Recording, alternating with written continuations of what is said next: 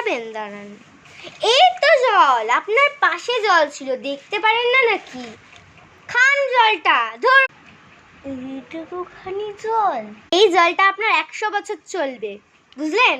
হ্যাঁ, আমরা এই জল 100 বছর খেয়ে বাঁচি। ওর থেকে তো মরে যাবো অনেক ভালো, আমি এক ঢুকে শেষ করছি।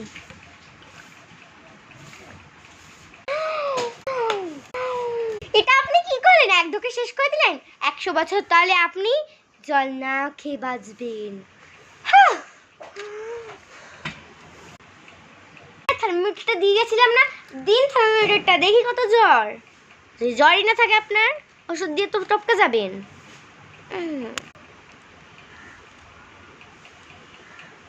106 জ্বর।